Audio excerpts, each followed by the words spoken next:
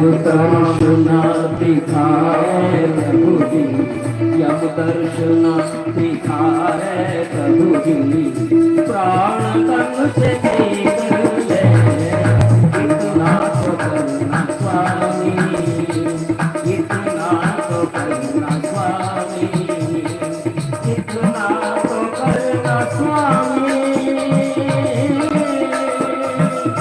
जब प्राण तन से निकले गोविंद नाम लेकर, जय गोविंद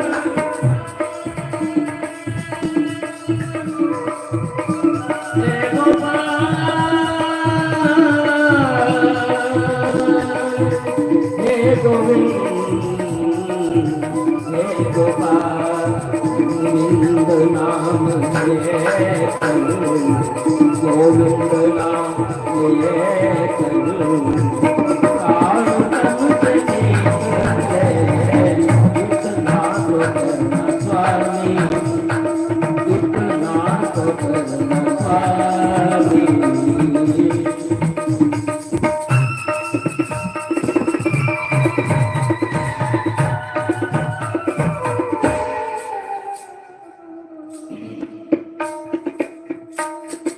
और हमें भी ये प्रार्थना करनी है, किस प्रकार भीष्म ने की, किस प्रकार की। उस वक्त जल्दी आना, नहीं श्याम भूल जाना, उस वक्त जल्दी आना, नहीं श्याम भूल जाए, उस वक्त जल्दी आना, नहीं श्याम भूल जाना, नहीं श्याम भूल जाना, बंसी नहीं श्याम भूल जाना, बंसी की धुन सुनाना प्रभु जी, बंसी की धुन सुनाना प्रभु जी, प्राण तन से निकले इतना तो करना स्वामी, बंसी की धुन सुनाना,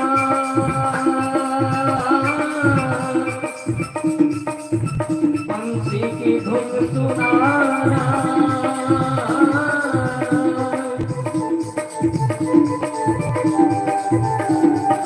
बंसी की धुन सुनाना प्रभु जी, बंसी की धुन सुनाना प्रभु जी, प्राण तन से निकले इतना तो करना स्वामी।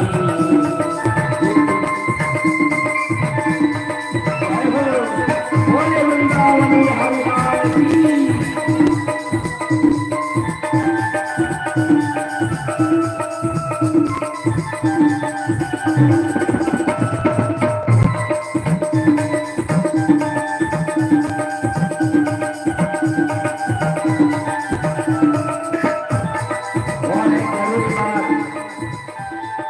और एक जरूरी बात यह है कि जब मृत्यु होती है ना, मृत्यु होती है तो 100 बिच्छू एक साथ डंक मारे, ऐसा कष्ट होता है। इसीलिए भीष्म कहते हैं, मेरा प्राण निकले सुख से,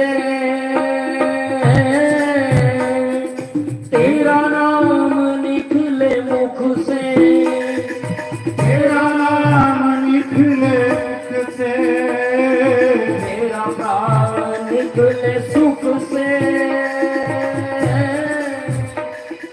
प्रभु जी,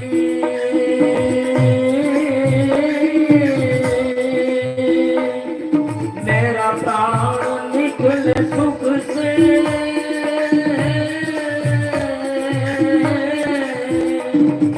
तेरा नाम निकले मुख से, तेरा नाम निकले मुख से, तेरा नाम निकले मुख से, बच जाओ घोर दुख से प्रभु जी, बच जाओ घोर दुख से जाऊं भोज सुख से प्रभु जी, प्राण तन से निकले जितना तो करना स्वामी, जितना तो करना स्वामी,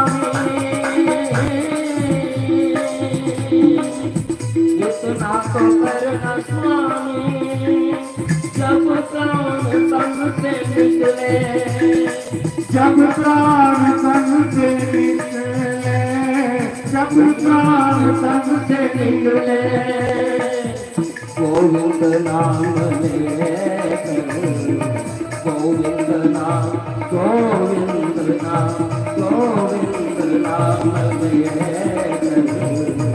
प्राण तन से निकले, इतना तो करना स्वामी, इतना तो करना स्वामी।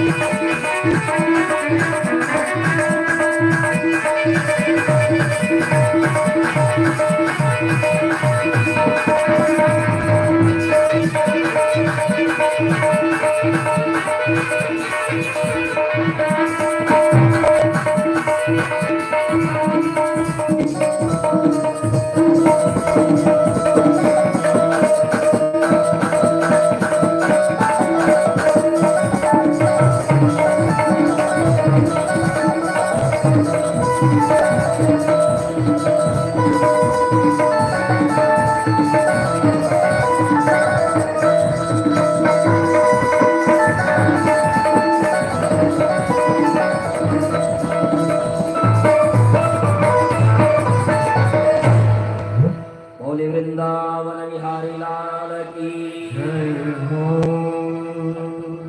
इस प्रकार भगवान के चरणों में भीष्म ने अपनी बुद्धि को समर्पण किया और 6 महीने की तपस्या उनकी सफल हुई और भगवान के देखते देखते भीष्म ने मकर संक्रांति को प्राण त्यागे। एक बार विदुर जी ने धृतराष्ट्र के समक्ष आकर के कहा कि तुम्हें शर्म नहीं आती? पांडवों को मारने के कितने उपाय कर लिए तुमने, कितने कितने अत्याचार किए, षड्यंत्र रचे और फिर उन्हीं के टुकड़ों पर पल रहे हो। अरे ये तो उनका है कि अपने माता पिता से भी बढ़कर के तुम्हारा सम्मान कर रहे हैं, लेकिन तुम उनके फेंके हुए टुकड़ों पर कुत्तों की तरह पल रहे हो, ये ठीक नहीं है। अब तो तुम्हें अक्ल आनी चाहिए, तुमने उनके साथ क्या किया था और वो तुम्हारे साथ क्या कर रहे हैं। और विरक्त हो गए धृतराष्ट्र और गांधारी और हरिद्वार में जाकर के अपने प्राण छोड़ दिए।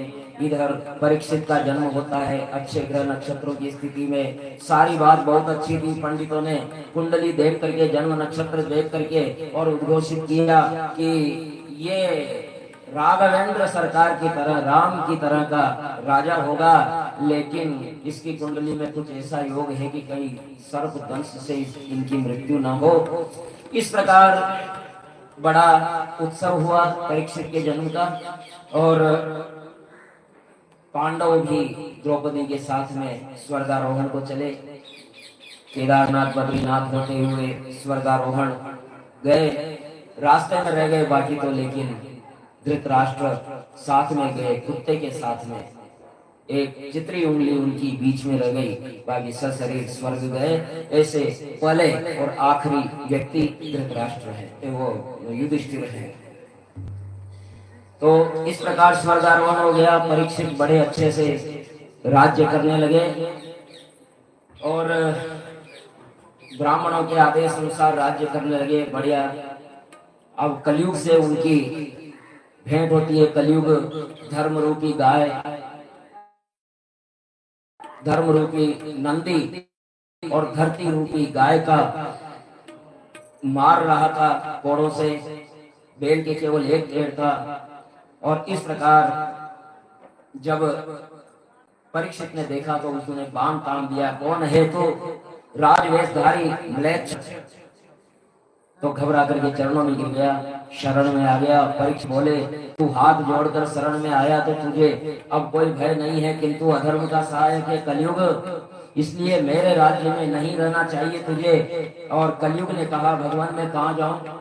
जहाँ जाऊंगा वहीं आप ही आप हैं। तब स्थान बता दिए। तो परीक्षित ने कहा कि जहाँ जुआ खेला जाता हो, जहाँ जुआ खेला जाता हो वहाँ तेरा आवास रहेगा, वहाँ असत्य का वास रहेगा। मद्यपान जहाँ किया जाता हो, जिस घर में शराब आती हो, शराब का आना जाना हो, वहाँ तेरा वास रहेगा।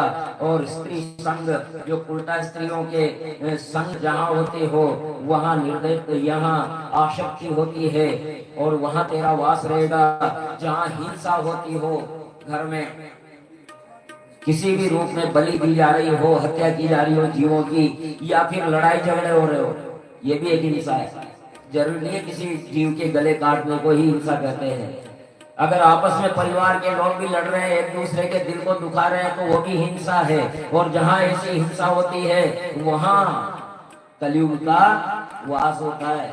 इसलिए सासू बहू में ध्यान में रखें, अगर आपस में लड़ेंगे तो कलयुग आ जाएगा।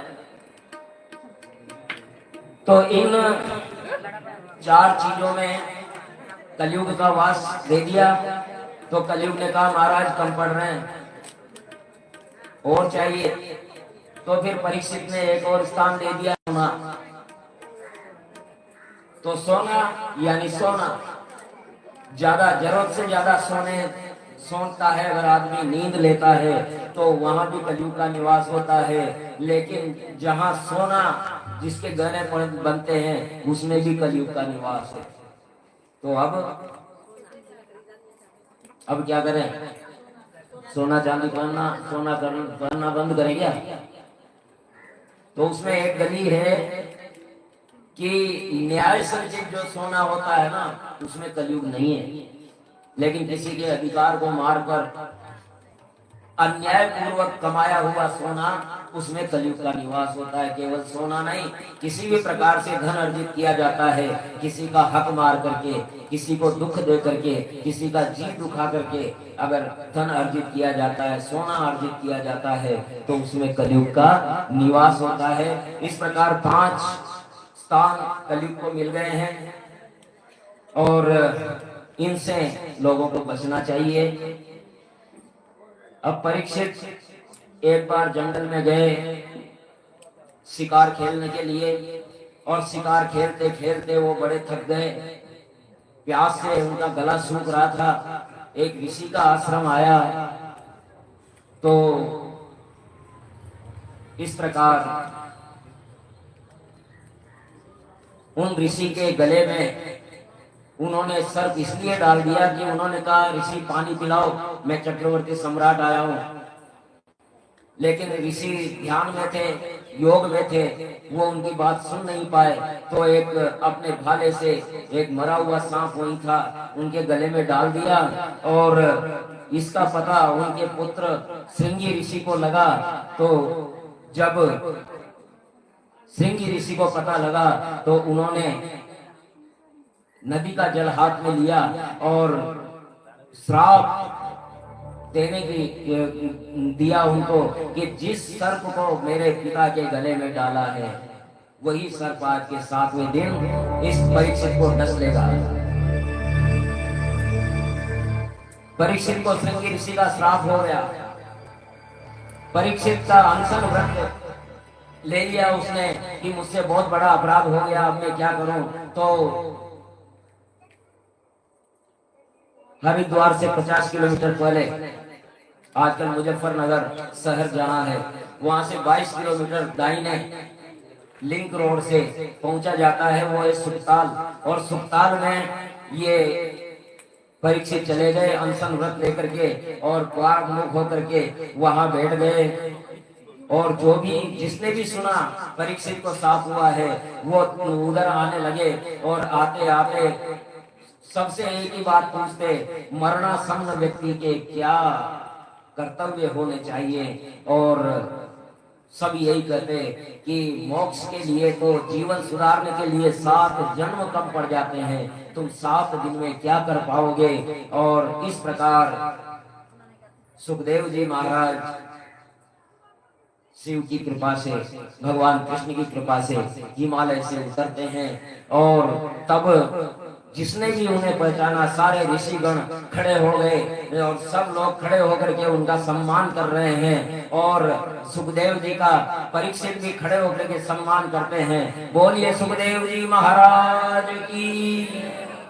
जागे हैं बाग हमारे सुखदेव पधारे, जागे हैं बाग हमारे सुखदेव पधारे, देव पधारे सुखदेव पधारे, देव पधारे सुखदेव पधारे, देव पधारे सुखदेव पधारे, देव पधारे सुखदेव पधारे।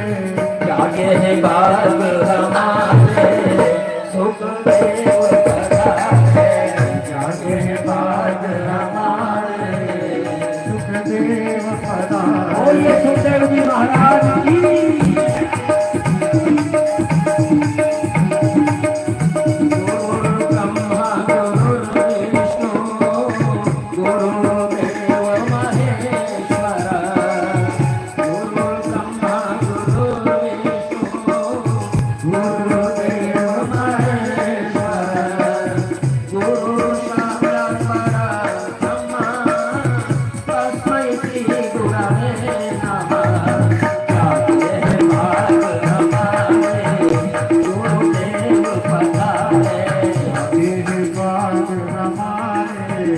सुखदेव पधारे, देव पधारे सुखदेव पधारे। देव बाग हमारे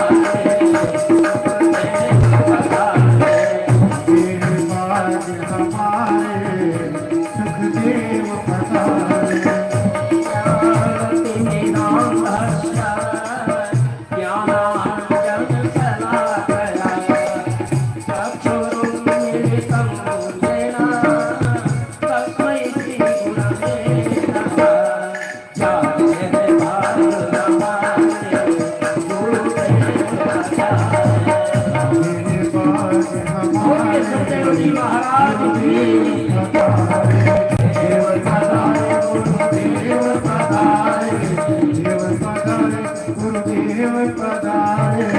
हमारे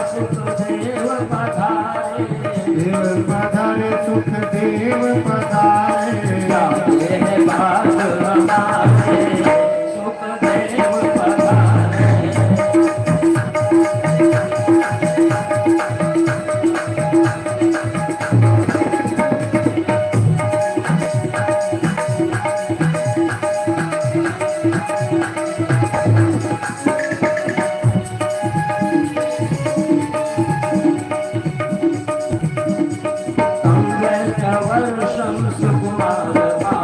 पधारे।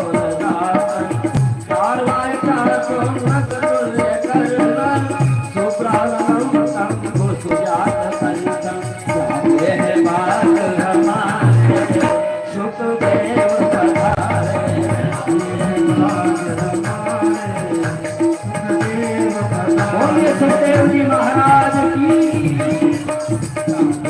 बाग हमारे सुखदेव पधारे, बाग हमारे सुखदेव पधारे। देव पधारे सुखदेव पधारे, देव पधारे सुखदेव पधारे। देव पधारे सुखदेव पधारे, देव पधारे सुखदेव पधारे। जागे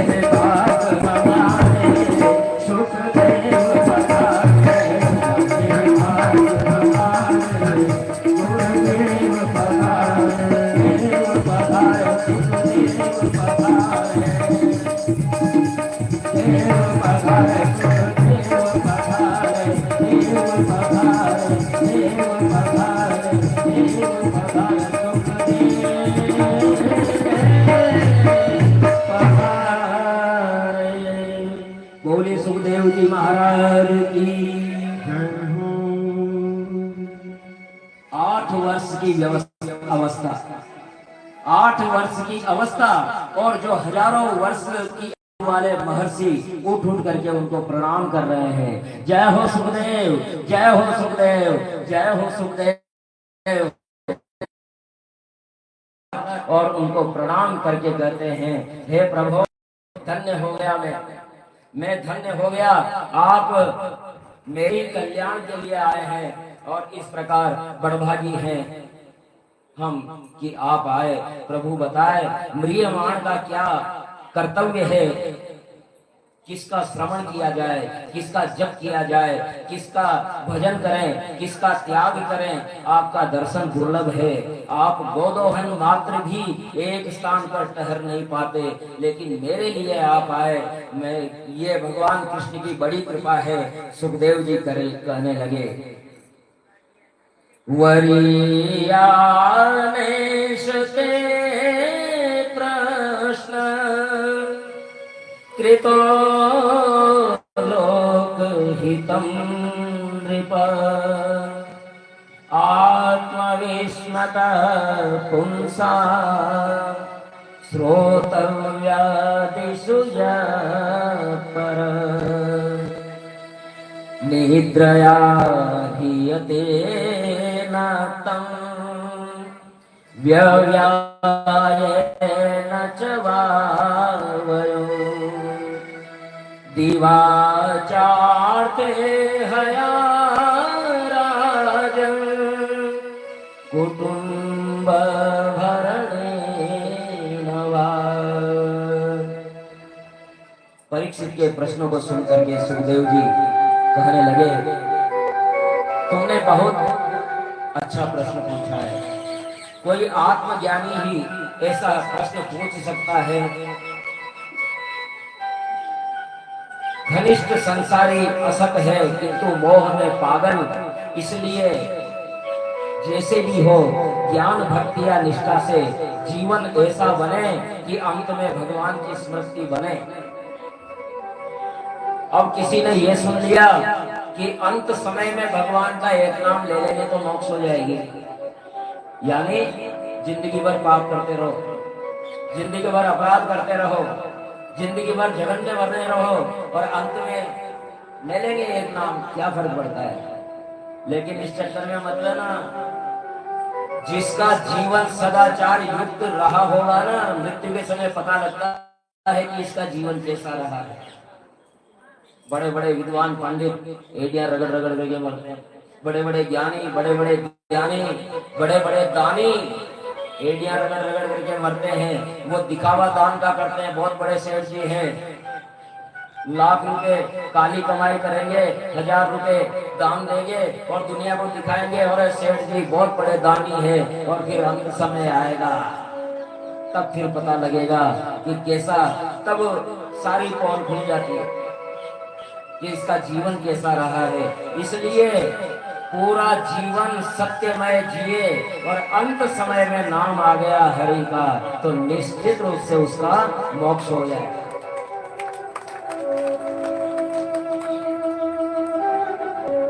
तो अंत समय बताता है कि इसका जीवन कैसा रहा है। तो सुखदेव जी महाराज इसी प्रकार कहते हैं कि भगवान ने तल्लीन कर दे।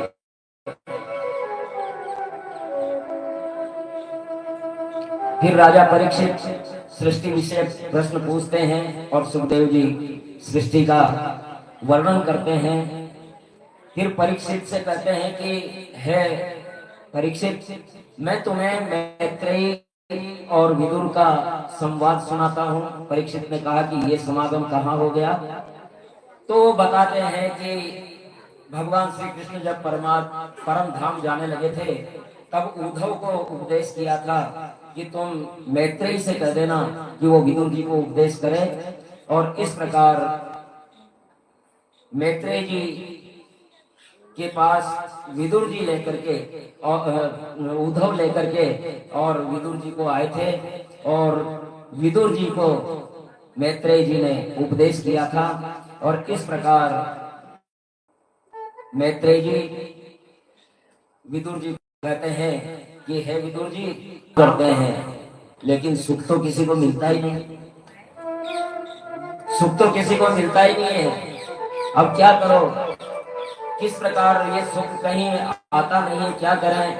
तो वो कहते हैं कि विदुर जी, आपकी बुद्धि बड़ी निर्मल है, सांसारिकों के दुख निवृत्ति के लिए भागवत पुराण प्रारंभ करता हूं। और इस प्रकार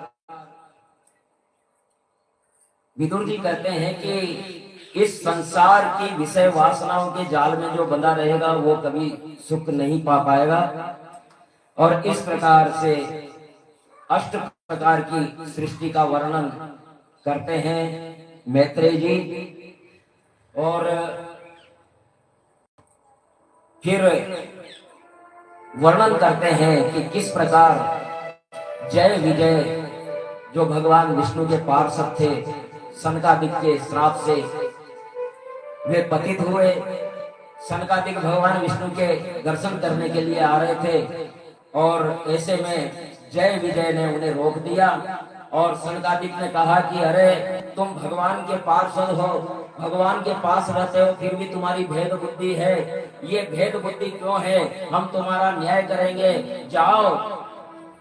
भगवान और भक्त के बीच में अगर कोई आड़ बनता है, अगर कोई दीवार बनने की कोशिश करता है तो वो राक्षस होता है। जाओ तुम राक्षस में जाकर के जन्म लो। और वो जय विजय का पतन हुआ और वो दिति के गर्भ में आकर के हिरण्याक्ष और हिरण्यकश्यपु के रूप में उन्होंने जन्म लिया।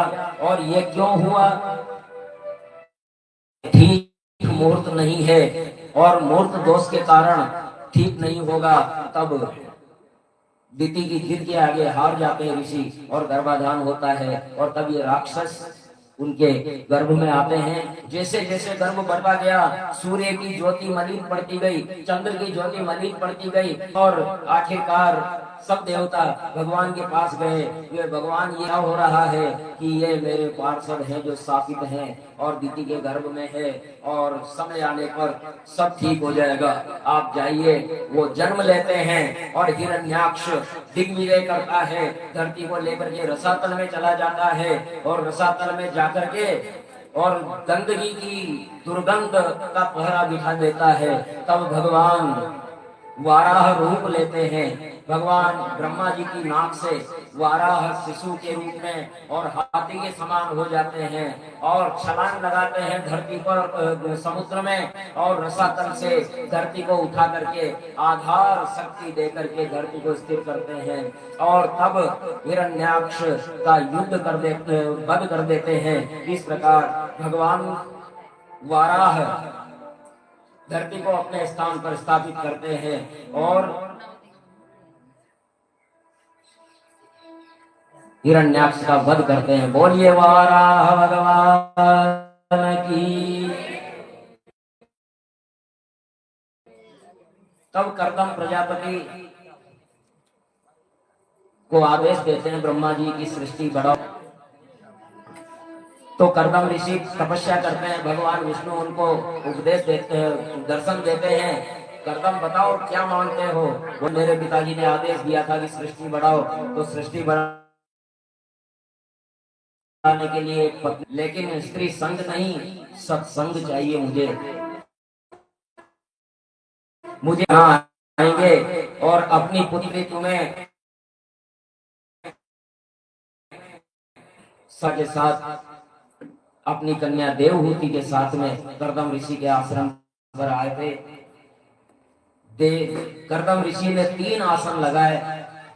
माता पिता तो बैठ गए, लेकिन देवहूति क्या करे?